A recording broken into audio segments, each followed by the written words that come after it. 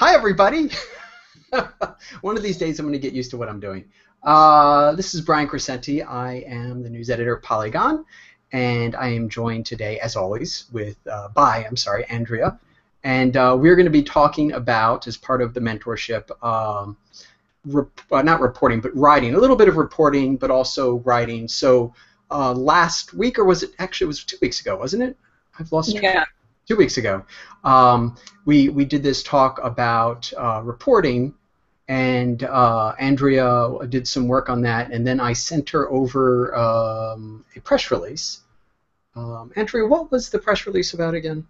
It was about the Al Jazeera pirate fishing game that they created. It's like an interactive, so that's what it was about. Right. Okay. So this is a game essentially that they created that's supposed to also be news. So it's a news game.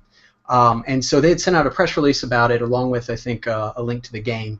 So I sent that over to Andrea with the confirmation info.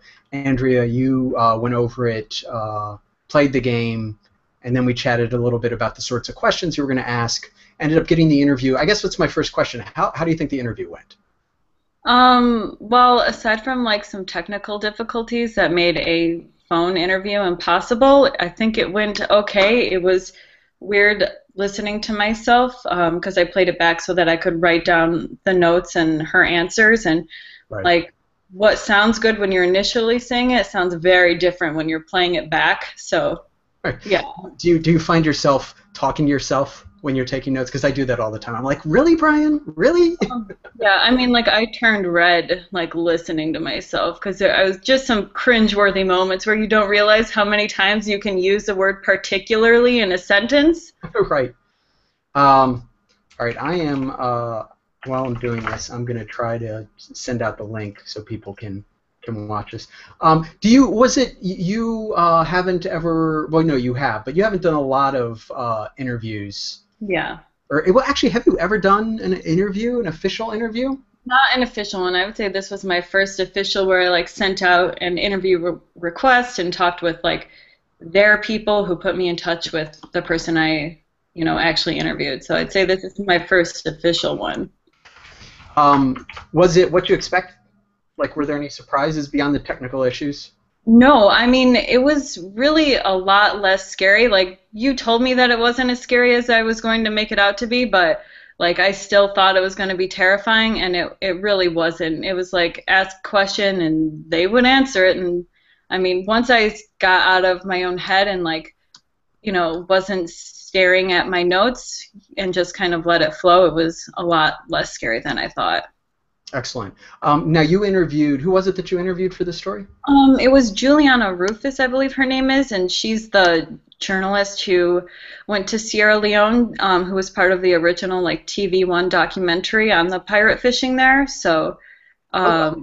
yeah, I was in touch with her and we talked. She's based in London, and she had some time, so she wanted to talk to me, and she told me like all about how the game came to fruition. So it was pretty interesting. So you sent over after you did this. You sent over some notes about some ideas that you had. Let's go through these real quickly. Okay. So these were you said that these were essentially angles, and this is where you want to be. So you want to first you want to find what your story is going to be. Obviously, the basic thing. So that was the press release, Mhm. and then after that. You want to do a little bit of research, figure out, identify a good person to interview. You did that because worst case scenario in something like this would be you talking to a PR company or a PR person. Instead, you talk to someone who was there, so that's super cool. Yeah. Got that. And then after you've done your interview, the next step is to go through and figure out, okay, I have all these notes. What am I going to do with them? What's the angle that I want to the approach? So you had three ideas. Before we go through those ideas, do you think the ideas were, in your mind, were they ideas that were supposed to be three different approaches, or like how would you identify what these ideas are? I think one of, there were three. One was extremely broad, which is what I always tend to do, the like all-encompassing, like let's just look at it from the broadest perspective possible. And then I think the other two were kind of trying to pare down and make it more reasonable, or something that could actually be written about in one article, as opposed to, like the broad one, which I think the first topic was. So, okay, so your first topic, just to summarize, was to look about the look at how, from a psychological perspective, how a person reading a story versus a person playing through news is affected by that. Is that a good summary? Yeah. Okay, then your second idea was the idea about the obstacle of creating these sort of games and how cost prohibitive they are, some of the broader challenges concerning the gamification of current news events.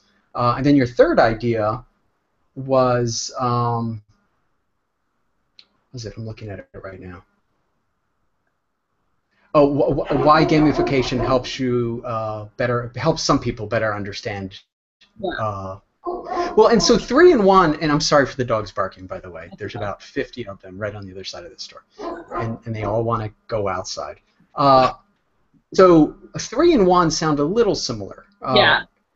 One has more of a psychology approach, but the other, I mean, they're both sort of tackling the same thing.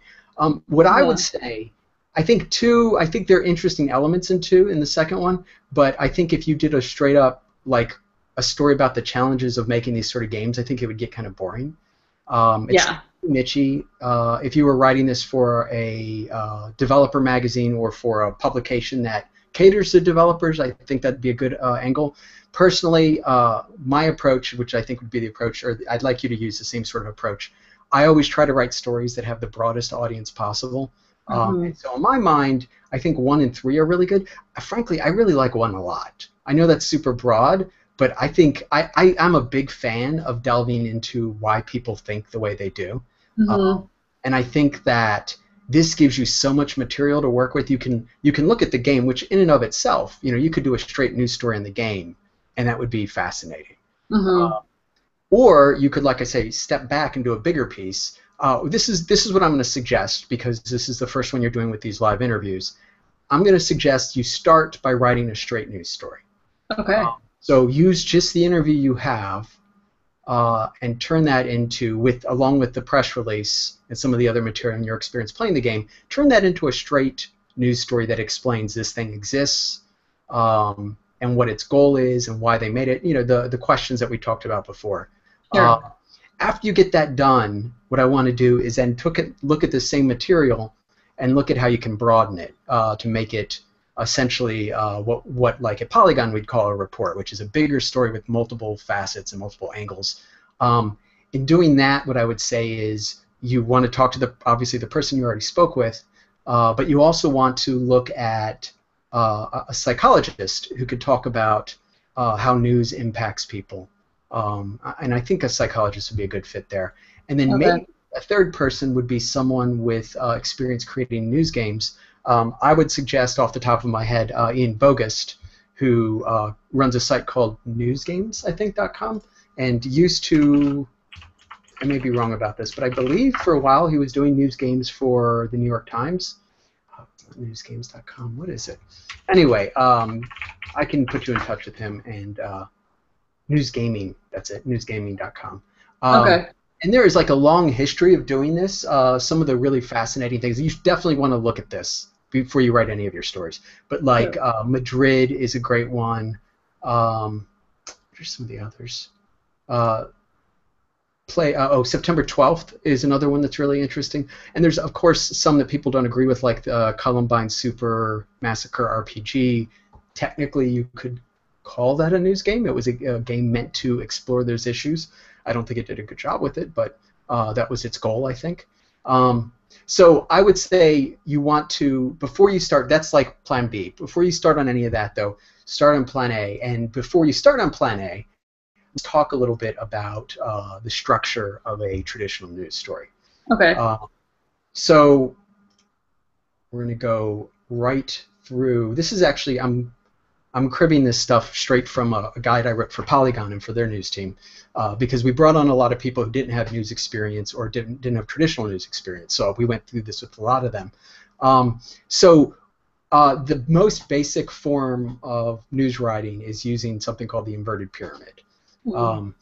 And you've probably heard of this. The inverted pyramid, the idea is, sorry, I'm going to put this right here so I can just read it instead of rambling. The idea of the inverted pyramid was born out of the need to make stories easy to quickly read and to quickly cut. So the concept was, if you're laying out a newspaper on deadline and you have 5 minutes to lay it out because presses need to roll and you got to get the thing done, and you can't sit there and read it, you can literally, if it's 2 inches too long, which would probably be, I don't know, I actually don't remember what the conversion is, but if it's got too many words in it and it won't fit into the hole that you have on your paper, you literally just cut it. You cut it from the bottom up, and you know if it's written in an inverted pyramid style, that's never going to be a problem. So it's born out of the necessity to physically lay out a paper on deadline. And that's an important thing to keep in mind. It doesn't mean it loses all of its power and value, but a lot of it was built on the fact that you had to be able to cut quickly. So we don't obviously websites nowadays, and newspapers still need it a little bit, but because you're not physically cutting things, because you're using digital for everything, it's a lot easier to do cuts. So nowadays you don't have those same sort of restraints. However, we still have readers who are very impatient and easily distracted. So sometimes they're not willing to get to the end of your story. That's where sort of the value still lies in using the inverted pyramid. So if you were to use the inverted pyramid and a reader reads half your story, you can rest assured that they read the most important half because it's at the top.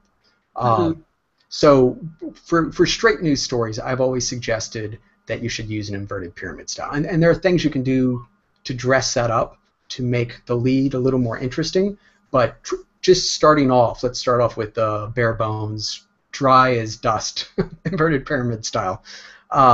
So when you write a story, it has to be constructed with the most important information at top, followed by details for the story, followed by the general information and background. So think of it as digging down into a story. The whole thing should be topped with what's called a summary lead, which is essentially another way of saying a conclusion. So essentially what you're doing is you're taking your entire story and you're summarizing it in one sentence, and that goes at the top of your story, and then it kind of goes down from most important to least important. So here are some examples, which may or may not be distasteful, because I pulled them all from my own experience writing stories for newspapers, and I wrote about terrible things. So I'll read a couple to you. So an example of a summary lead would be Linda Borman, who starred as Linda Lovelace in the 1972 pornographic film Deep Throat, died Monday from injuries she suffered in a Douglas County car crash earlier this month. Borman, 53, was injured April 3rd near Highlands Ranch and taken to Denver Health Medical Center. She was taken off life support and died about 3 p.m. Monday, said her daughter, Lindsay Marciano. Quote, "I want her to be remembered not as LL, but as Linda Borman, as herself," she said. The April 3rd crash happened about 10 a.m. when Borman's Kia Sportage veered off the right side of eastbound C-470 between South University Boulevard and South Quebec Street. Her Kia hit a mile marker, then spun and rolled twice, throwing Borman from the vehicle. She was not wearing a seatbelt. Colorado State Patrol investigators have not determined what caused the crash, but do not suspect alcohol or drugs were involved. So that's the top half of the story. And you could see, like, the most important thing is her identity, who she was in a nutshell, that she died. And then the next most important thing is when she died, where she died, and who we have confirmation from. And then we had a quick quote from the daughter, because I think that's important to get up the voice of the family high in a story like this. And then you get into, here's the details of what we already told you happened. So now we're going to get into, how the accident occurred, where it occurred, that she wasn't wearing a seatbelt. And then finally you're getting into, again, this is only the top half, you're getting into the fact that there wasn't any alcohol or drugs and that they're still investigating. The rest of the story then sort of becomes a lot more background, because as you can imagine, this actually broke the story of her death. We needed to have a lot of information about her career and about all the things associated with that. So this was maybe even the top third of the story. But none of that background gets entered into until you get past this important stuff. So let's talk about leads. The lead, if you've never heard this word before, is the first sentence or paragraph of your story. There's several styles that can be used. The one you need to learn first and will use most is the summary lead, which is what we just talked about. You also have anecdotal leads, which kick off the story with an imaginative, eye-catching example, anecdote, or description that fits within the story. And there are also more complex leads that you can do. So let me give you a couple more. So this is a straight lead that is trying to get a lot of information across in a very short amount of space. Victor Brancaccio's mother fainted, and his grandmother had to be helped out of the courtroom in a wheelchair, but the man who angrily beat to death 81-year-old Molly Mae Frazier in 1993 hardly reacted Friday as a jury declared him guilty of kidnapping and first-degree murder. So that's a straight news lead. That packs a ton of information into a single sentence. So you have the emotionality, you have the guilty verdict, and you have Victor's reaction. An anecdotal lead would be something like this. I didn't realize I was going to be reading so many of my examples. I should have rethought this. Okay. Blank-faced, Sean Paul Hannafy tries to explain, and the rest is, this is now quotes. When I'm hurting somebody, I want to see them. I want to crash their skull, and I want to get them with that knife, and I like to hear the sounds of the pounding, and I like to see the breathing when I'm killing them. And when I'm killing somebody, I don't care. I'm killing them. Then end quote. The words fill the silence of the Denver County Jail's visitation room. Hannafy, 31, glances up at the Rocky Mountain News reporter he's invited here to confess to killing as many as 7 men. Police say it may be as many as 8. He has been charged with 1 murder, and police are looking seriously at 4 others. So the lead, technically, you could say that lead is that Hannafy 31, where you have all the information, but leading up to that is something that's very eye-catching, colorful, and is going to grab the reader and pull them in. So that's, again, an anecdotal lead. And then now here is a complex lead example. And again, I apologize for all the murder and death that I'm now reading to you. Hold on, I've got to drink something. My throat is so dry. Shaq died amid the discarded cans and cigarette wrappers of Northeast 2nd Street, his bitten and bruised body lying in the knee-high weeds of a South Florida dirt alley. Tossed in a fighting pit with a trained and vicious dog, the pet pit bull lasted only 15 minutes. He was put there by DeRoy Dawes, a 19-year-old who had found the dog wandering the streets of a coastal South Florida town a week earlier, police said. After the April 4th fight, Dawes told police he washed the blood from the dog's body, walked him to a nearby house, and chained him to a backyard fence where he died hours later. Shaq's owner, Alonzo Austin, found him the same day and buried him where he lay. It was a week after Austin had reported the dog he had owned for 3 years missing. I couldn't move him. I'd gone through so much, Austin said. For me to see my baby like that, it really hurt me. Police arrested Dawes April 27th on felony charges of fighting animals and animal cruelty, making him the first person in Palm Beach County to be charged in 5 years. He told us he fought Shaq because he wanted to see what he could do, said Liz Rorich, an animal control officer in Boynton Beach, a small coastal town between West Palm Beach and Fort Lauderdale. It's becoming fashionable for teens to have pit bulls and fight them. So that is the intro to a pretty big package on dogfighting. And again, that doesn't really even have, I mean, I guess you could say the arrest and the fact that it's fashionable gives you a sense of where the story's headed, but it's not as hard as the anecdotal lead, which eventually gets you to a straight lead, or of course the summary lead, which is just a straight lead. Does that all make sense? Yeah, yeah. Any questions about those things beyond the fact that people are horrible and why are they so horrible? Yeah, I think I'm like used to writing a lot of leads with like, because what I used to do is write leads with that always inserted my opinion, so I'm going to be interested in seeing how I do not doing that. So I don't have anything else to add aside from I'm going to make sure that like I don't insert my opinion in there. That's an interesting thing. It isn't as hard as it may sound. I think that there are absolutely times where opinion should occur in a story, but those should be opinion pieces or something that straddles that line.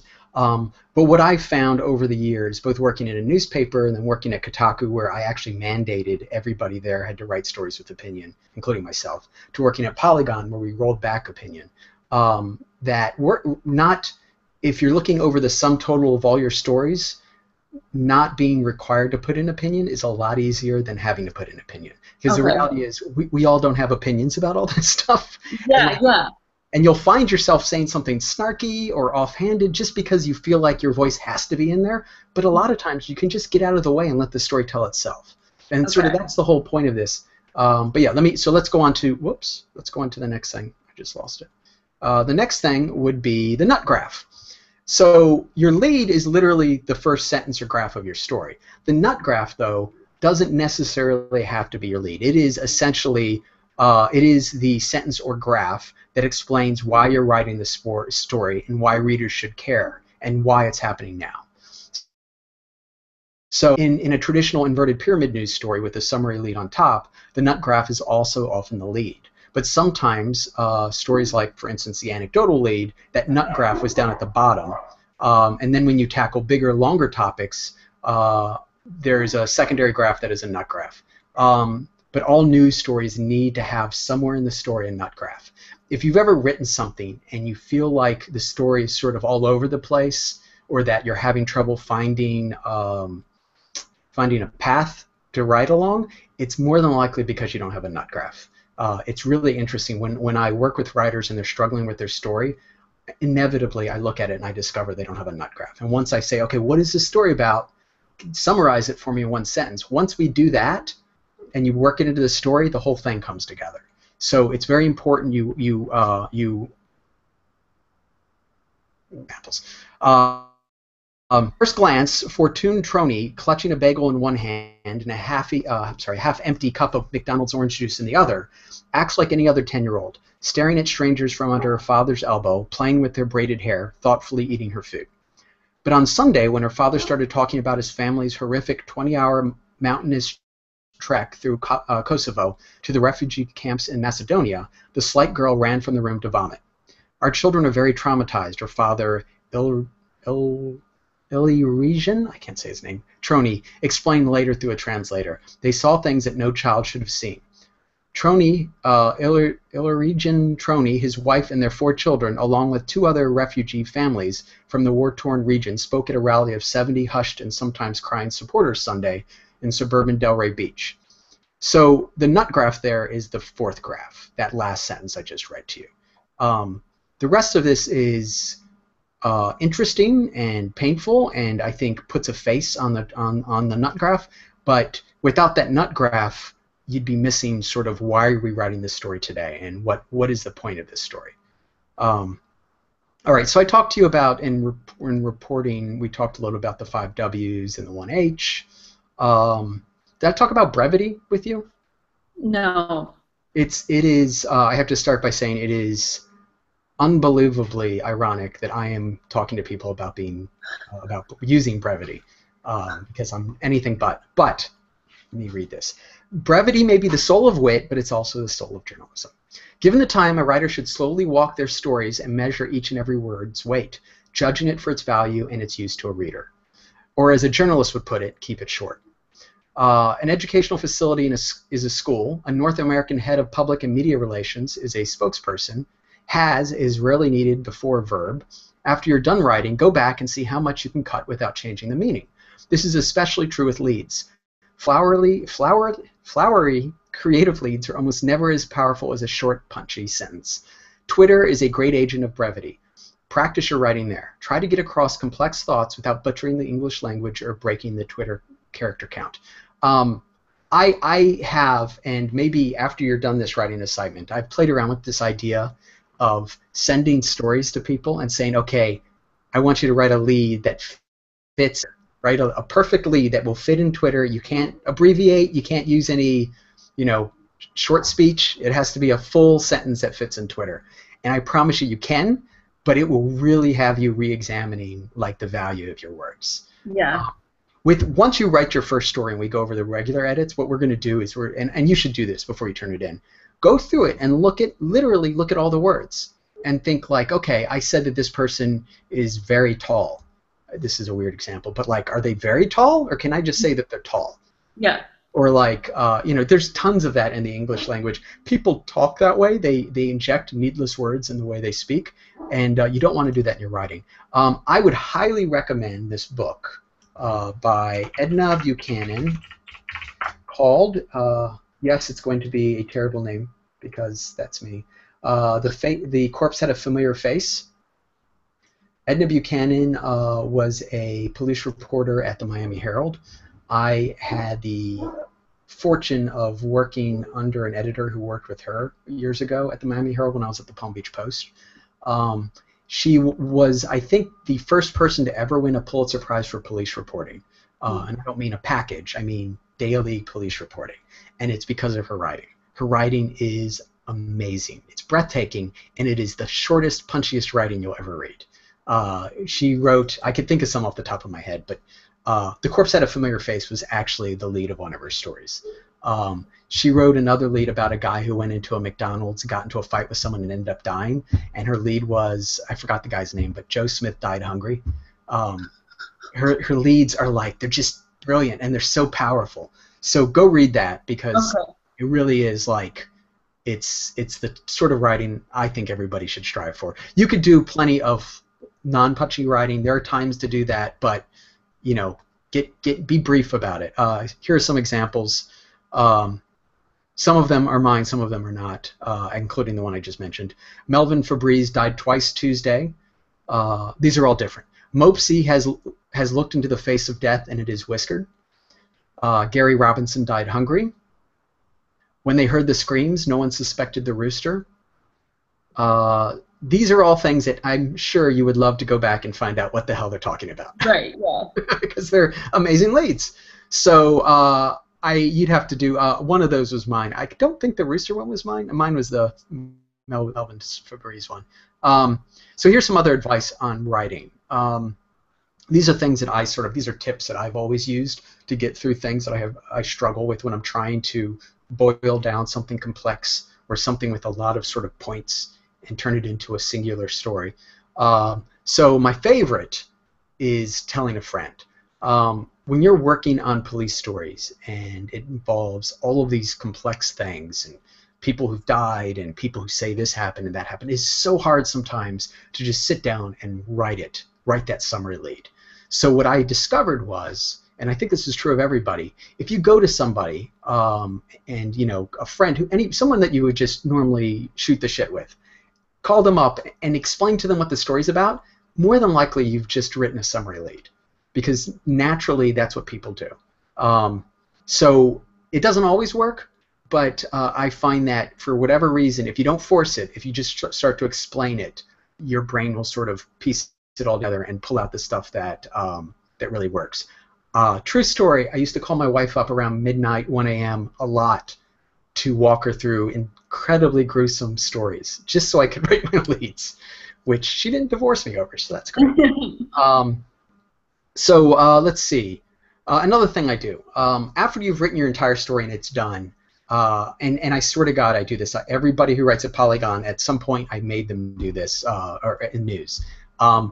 Read your story out loud. When you're reading your story out loud as opposed to reading it to yourself, you won't self-correct. It's even better if you can read the story to another person. But what will happen is, as you're reading that story out loud, you'll stumble across typos, you'll stumble across any grammatical mistakes, and you'll just notice repetition in things. And it'll make it a lot easier for you to sort of tighten up your language and find mistakes. Don't read to yourself, because your brain autocorrects. It'll read over every one of those mistakes that you made. And read what you wrote, not what you meant to write, obviously. Yeah. Let's see. If you find yourself running out of breath, this is another good one. It probably means your sentence is too long. It's funny, another funny story about my wife.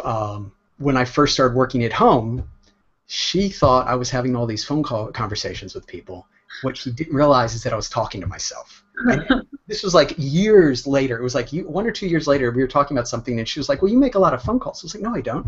She's like, "Brian, I hear you on the phone all the time." And I was like, "No, that's me talking to myself." And it's because I read my stories out loud. It's super helpful. Also, obviously, as we're going through this, you're doing this, but always read. The more you read, the better your writing will get.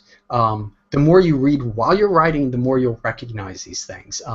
once you go through stuff like this, go back and read newspapers, and suddenly there'll be things that pop out at you that like you're like, this is a terrible lead, or this is a great lead. Things you probably wouldn't have thought about before. So do that a lot. Always practice writing, of course. It's super great.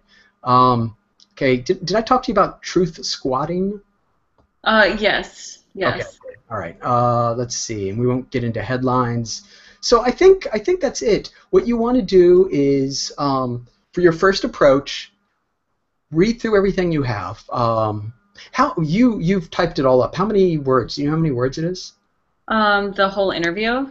Yes. Did you type up your questions or just your answers? Or just I typed up the questions and the answers, but I can still give you a rough estimate. I'm curious. It'll help me decide how hard this is going to be for you. Okay, let me figure out how to get my word count, because now I don't know where it is. Okay. It's somewhere. Okay.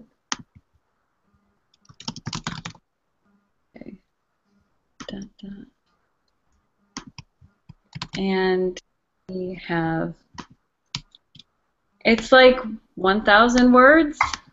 Okay, so 1,000 words, that's not bad, because you're not going to, here's another thing, quotes, there is no problem with you taking, if someone says something really smart and summarizing it, don't quote it. You don't feel obligated to quote it. I mean, you obviously should give them credit for saying it, but if they're walking you through something that is essentially factual, you can just summarize all that and just say, so-and-so said, without actually doing a full quote. You should use quotes very sparingly. They are essentially the seasoning of your story. And if you over-season your story, it's going to be disgusting. So if you were to ever eat it, it would be gross. So what you want to do is you want your quotes, like after you've written your story, again, go back and look at your quotes. And if you read that quote and you're like, you know, John said that he really enjoyed doing his job. It's like, do I need this quote? No, I don't. Don't be surprised if you find that you only get like 2 or 3 good quotes out of 1,000 words. Okay. It may be that most of what you got was really interesting information that helped you understand it, and certainly put that into the story, but they don't have to be direct quotes.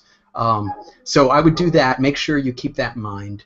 And then, yeah, just kind of what I usually do is something like this. Read through all your notes. Read through all the PR stuff. I think I mentioned to you I use something called Scrivener.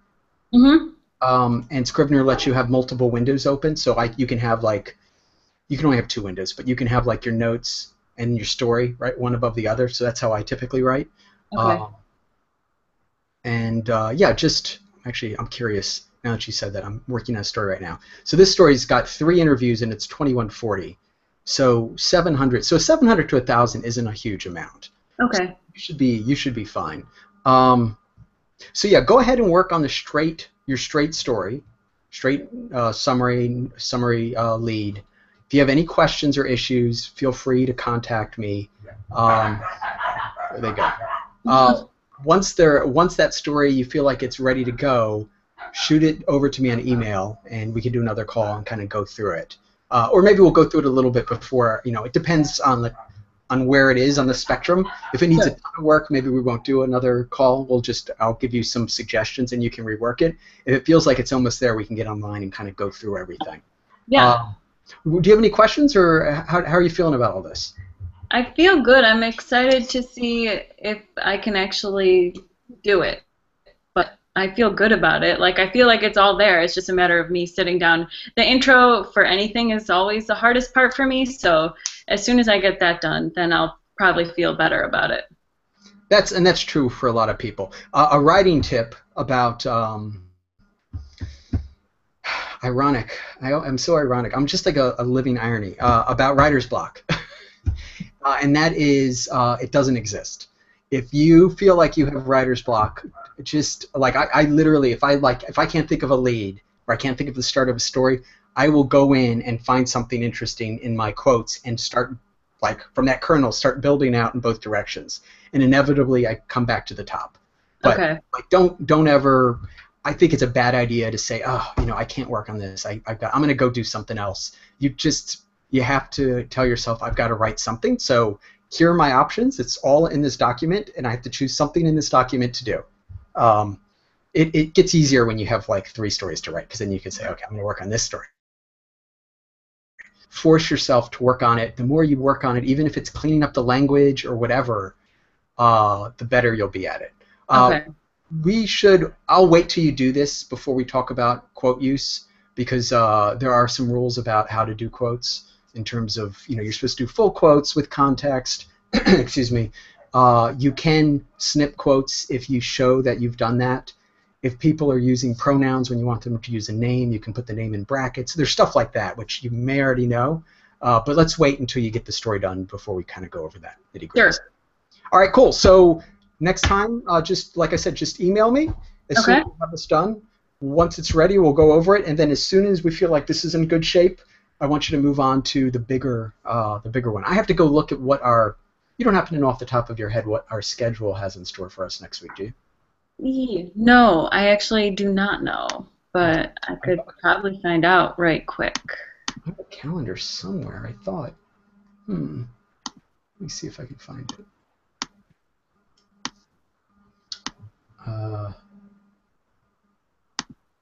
Calendar. Ooh, did I show you? I got my iPhone finally in the mail. Look how big it is. Normal iPhone. But what color did you get? Space gray. Okay. I was gonna get gold, but I thought it's gonna take forever to get gold. I assumed space gray no one was gonna want it, and it still took forever. Well, not forever, but it took quite a while. But yeah. Anyway, okay, calendar. Let's see. I think I created. Oh yeah, I did. All right. So. All right. I have us down for. Oh, how about that? Look at that. I'm a genius. I put down 2 weeks for reporting, so we're actually not behind. Yay! I was worried that we were. Next week, that's funny. Did we do?